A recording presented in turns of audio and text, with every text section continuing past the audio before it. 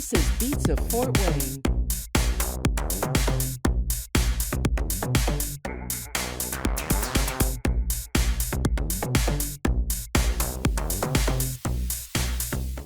Welcome back to Beats of Fort Wayne. We have two new faces. I haven't been here in a little while. Grace is nice enough to welcome me back, but we have Joe Carroll, our digital director. Wait, get the air horns. Yes, Pew, pew, pew. yes. Digital director. Here you go. Why is it not working? Oh, hang on. That's the applause. That works too. Or we could do the bleeping. Beep, There you beep. go. Yeah. Oh, wait. I'm turned off. Wait, okay. Close. Oh. All right. Well, that's For- kind for- of fitting. That's for record store day. So nice enough to know. We're going to talk about what record store day is for those of you in the audience that have no idea what it is. But yeah, it's a pretty.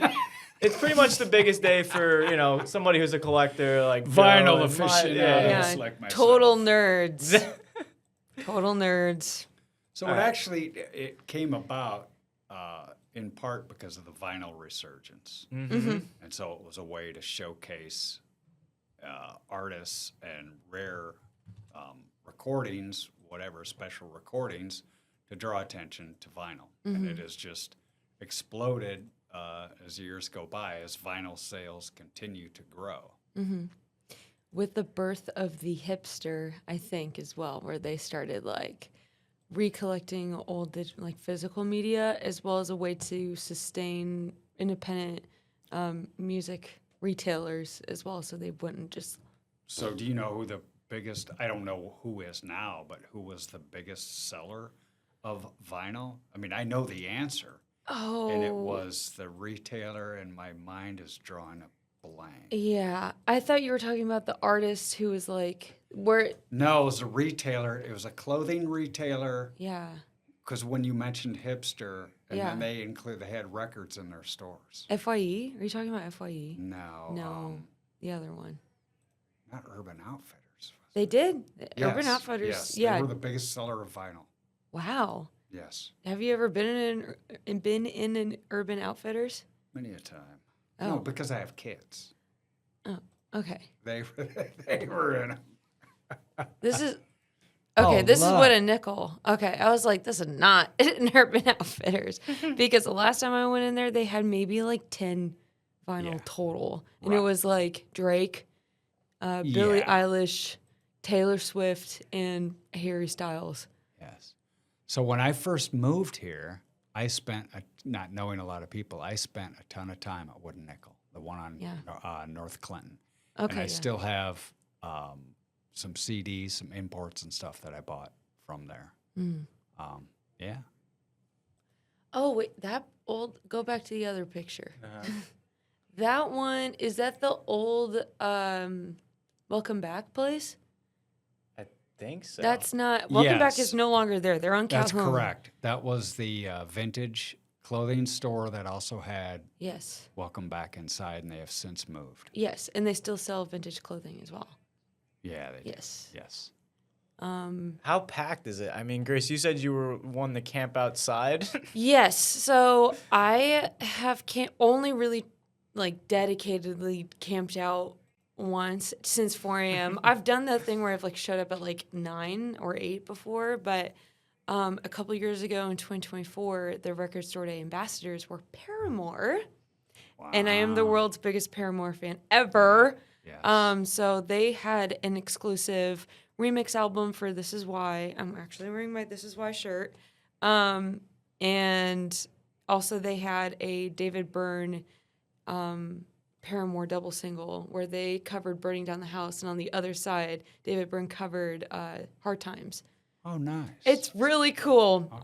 I should Yeah. bring it in one day because it's one of my prized possessions. Okay. And then, the gifts and goodies that you get with Record Store Day. I got special pins and et cetera, et cetera. I really, really love Paramore. So that was like holy grail type stuff for me. And they're putting out another another album. And I almost have a completed discography of their music on vinyl.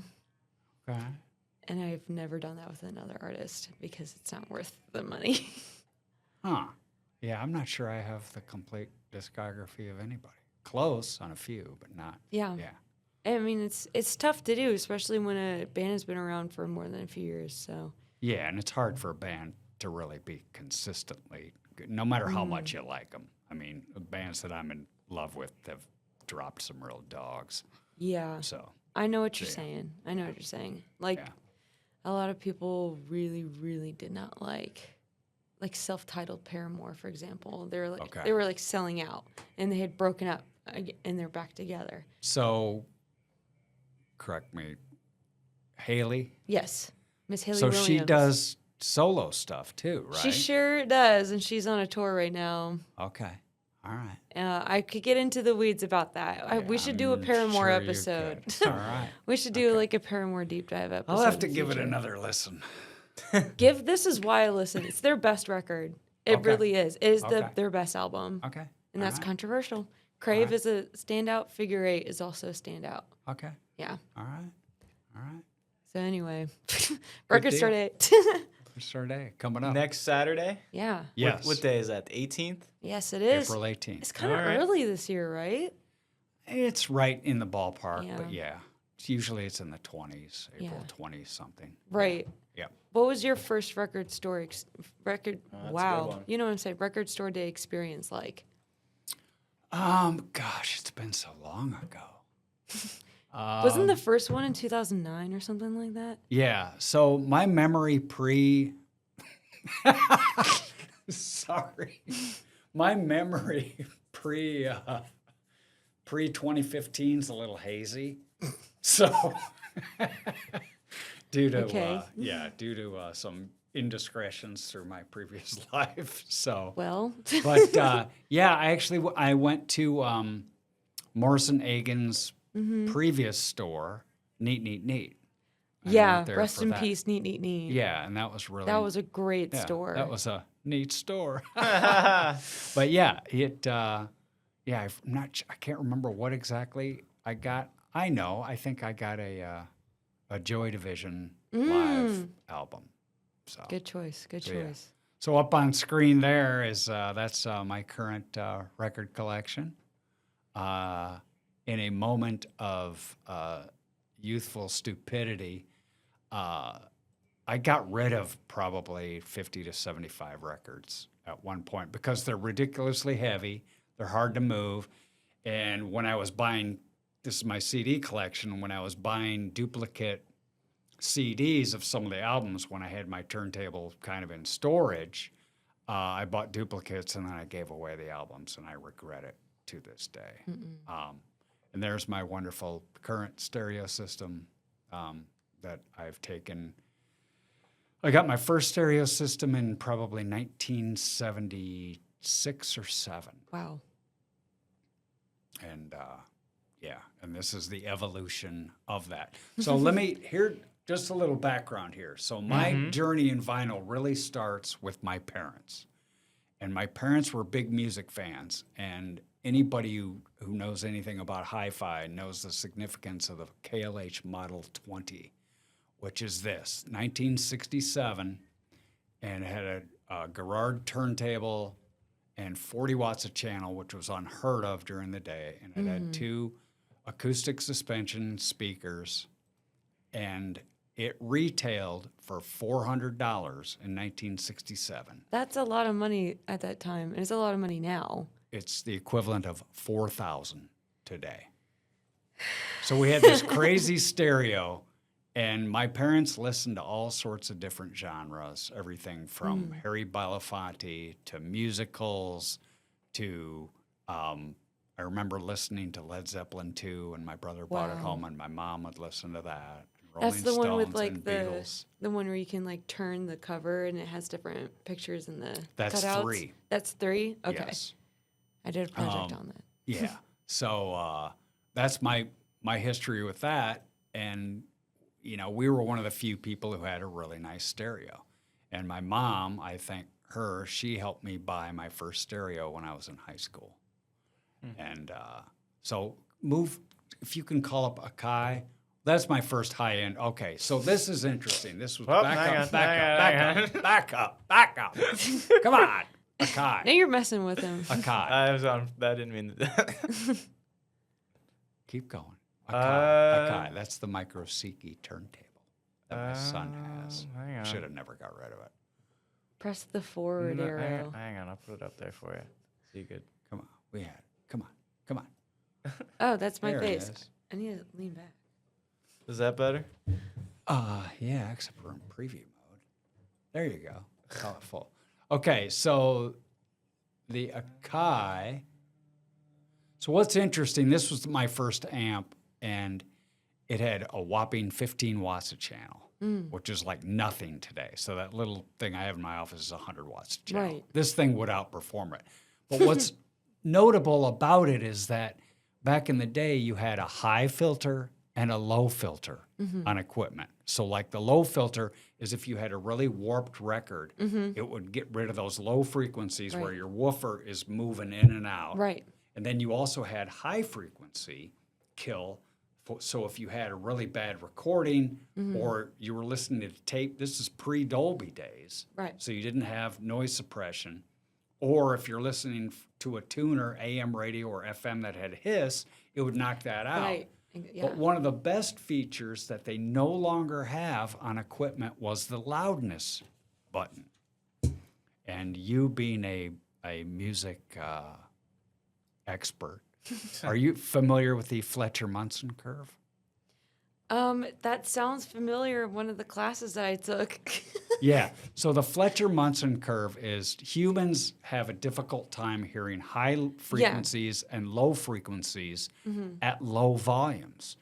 So what the loudness button did was it equalized and boosted the high and low frequencies so that you could listen at low levels and still get a full sound. And you can't find that anymore. It was an awesome feature to have. The only thing you can really do that on anymore is like in a DAW, and you're like editing and mastering and mixing music, where you just Right. want to listen to the mids, you know? Right. Because like you got to master Exactly. it for Apple headphones and also your car speakers. Yeah.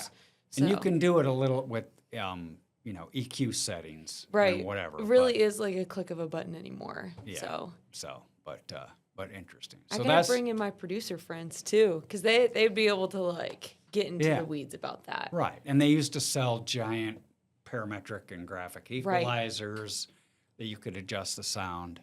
And now people are looking for that vintage equipment Yeah. to master their modern music. So if you can find, these are my first set of speakers, Burho Greens, 8-inch woofer, nice sound.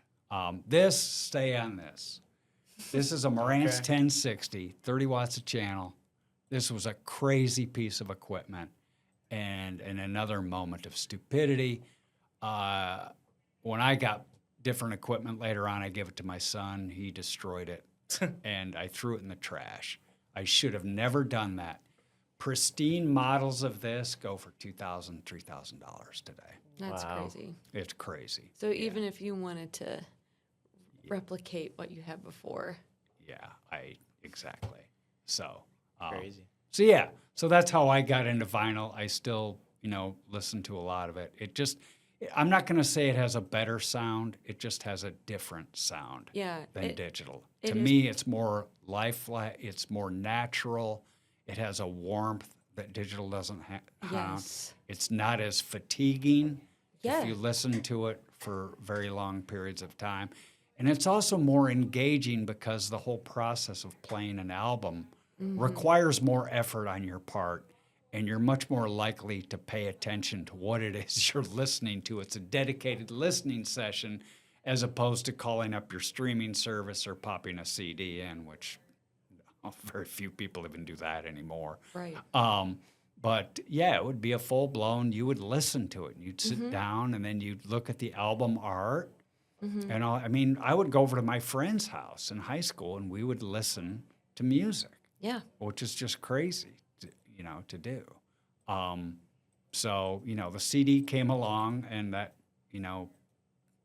was said to be a superior format. And it is in some ways because of the convenience. And it is perfectly clear, Do you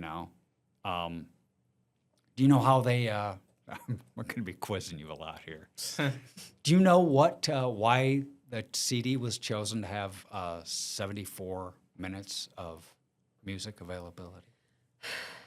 I learned about this too for my college degree. You can tell how much I paid attention to It was said to be the longest known recorded version Yeah. of Beethoven's Ninth Symphony. So some music nerd was like, Was 74 minutes long. Because part of the problem with vinyl was it's limited to about 22 minutes a side, and with a lengthy piece of music, like a symphony, you'd have to take the album off You and probably had- then switch it. 4 different sides to like Exactly. play it on. Yes, and that's why the stereo I showed you, you could actually stack up to 6 records, and it would drop each of them after the one was over. The arm would come over, it would sense another one, and it would drop it. The arm would come back, and it would play that one. So that's why you had, when you had double albums, the albums weren't.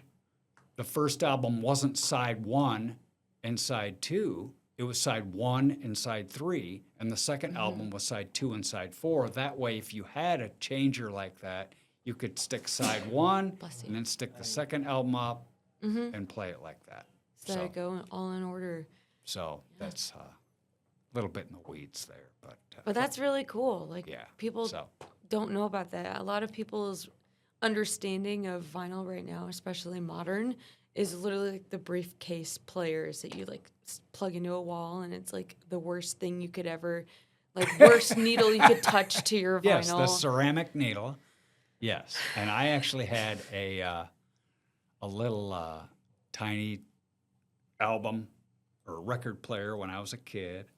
I'm old enough to remember my sister had one, and I remember I would have been 5 years old, and she had a portable record player listening to Sgt. Pepper's in 1967, right after it came out, in the backyard. I don't know why. That's just a crazy memory I have.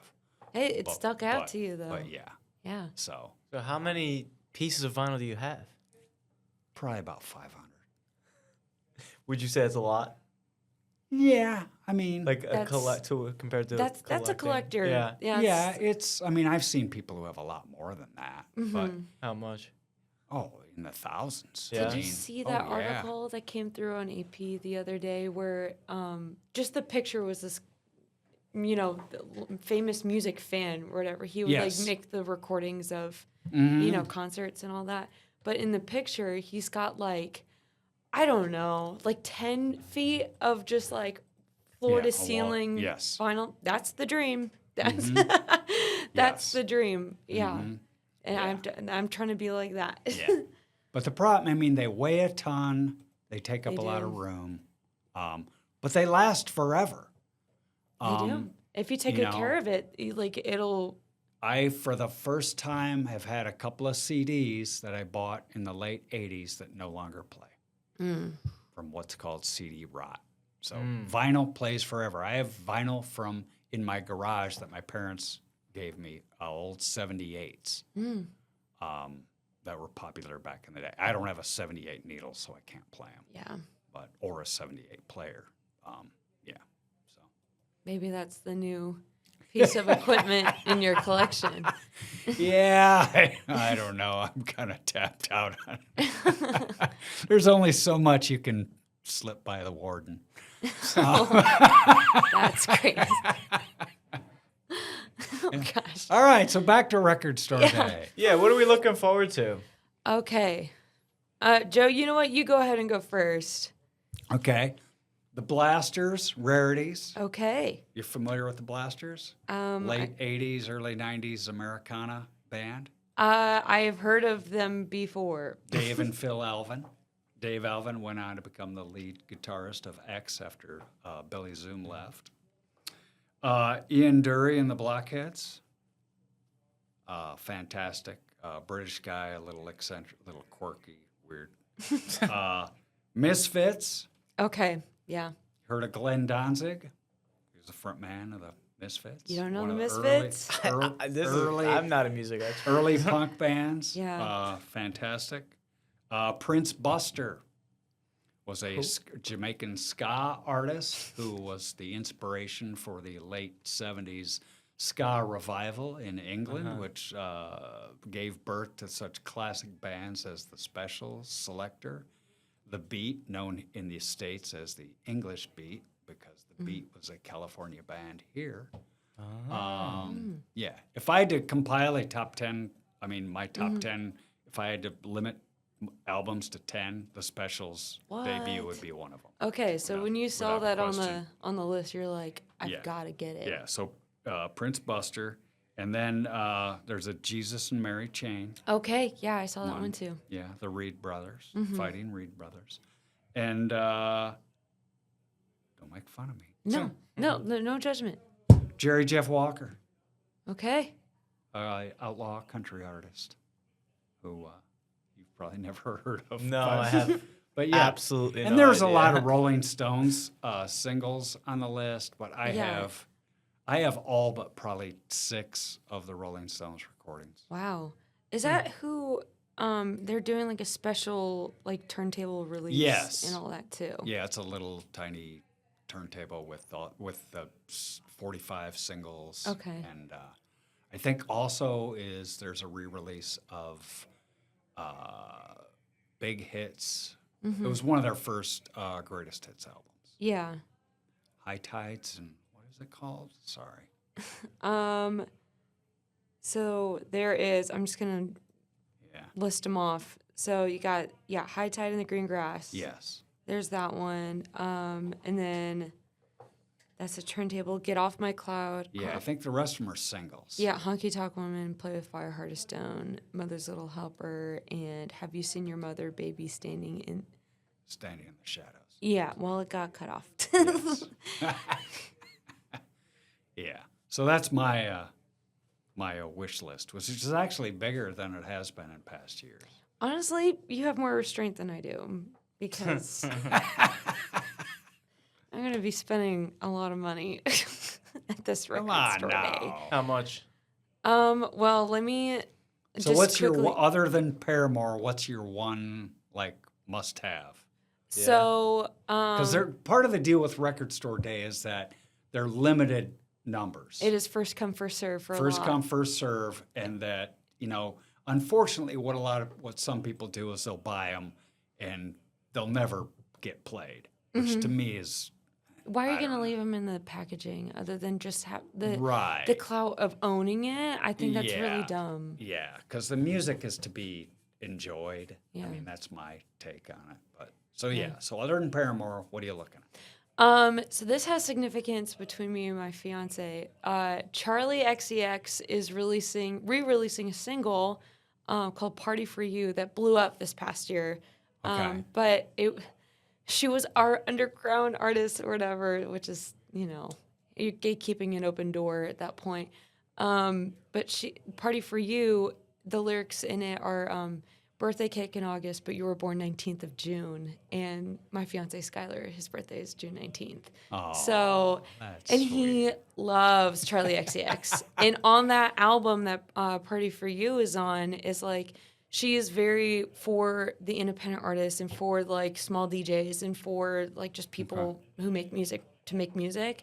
So she released all the stems for that entire album so people can make their own remixes, this and that. Release the neat. copyright on it so like people could release it without getting struck down.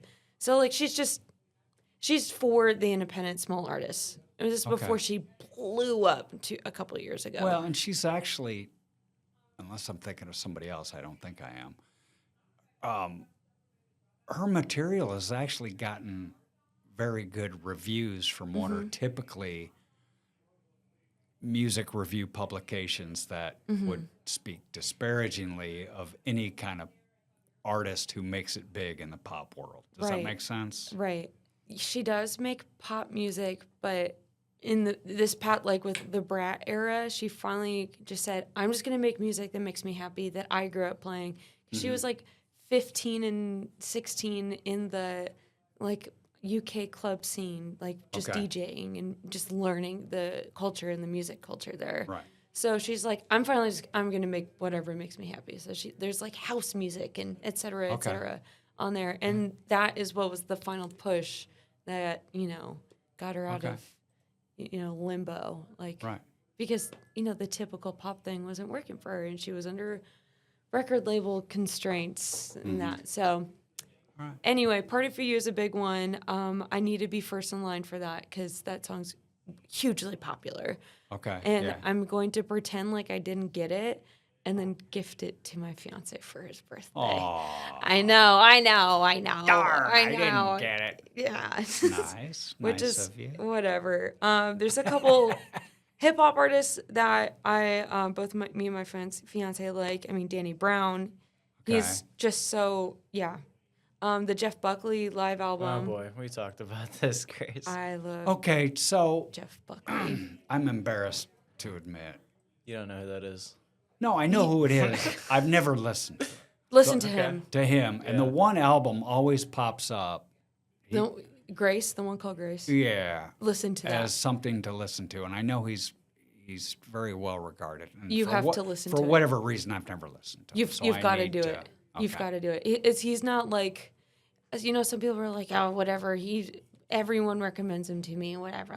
He's too popular. He's that popular for a reason, and his death is truly a tragedy. Like, he was one of the people that like,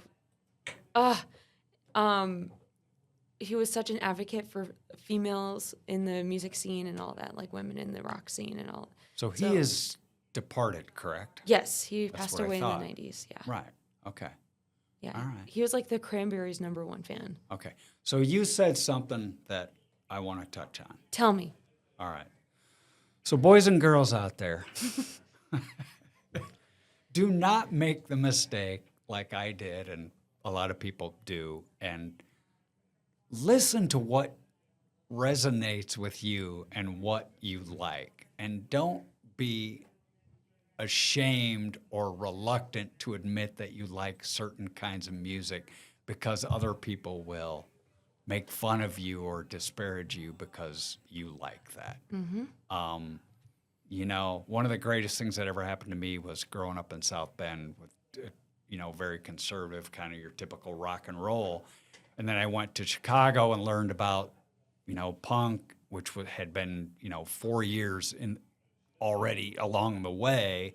But in South Bend, you didn't know. If you heard of the Sex Pistols, it was like, oh my gosh, you can't listen to that. And then the first time you listen to it, it's rock and roll. That's all it is. Yeah, it's nothing. That's all it is.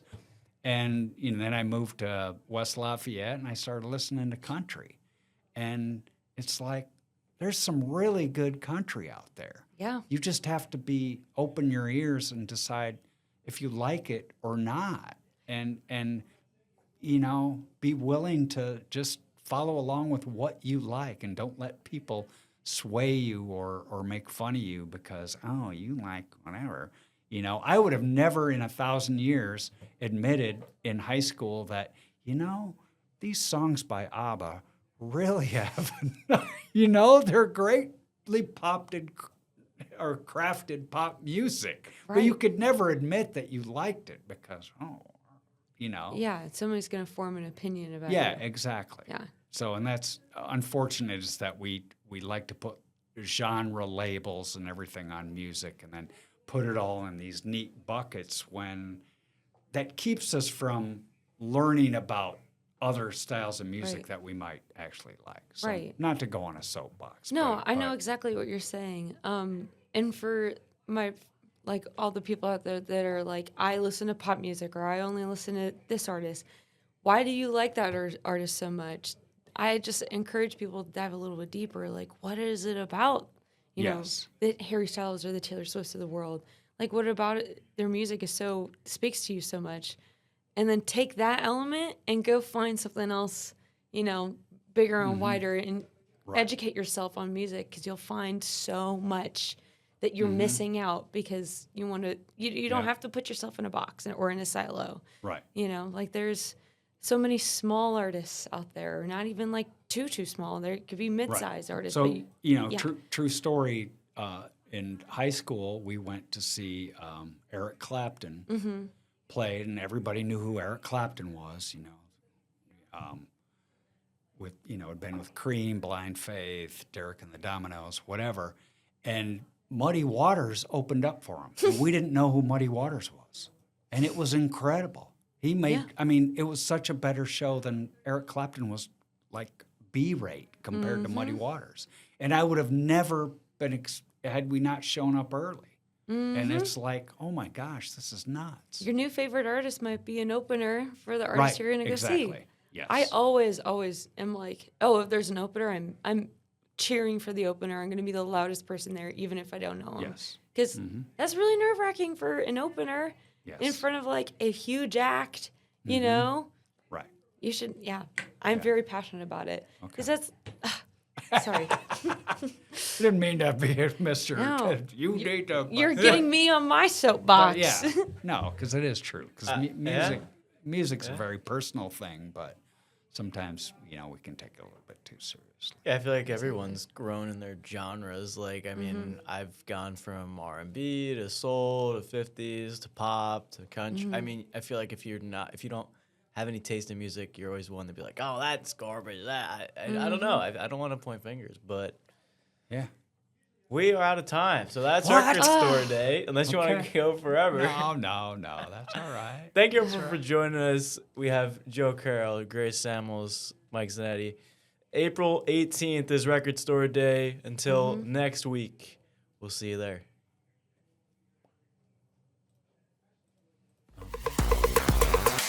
This is Beats of Fort Wayne.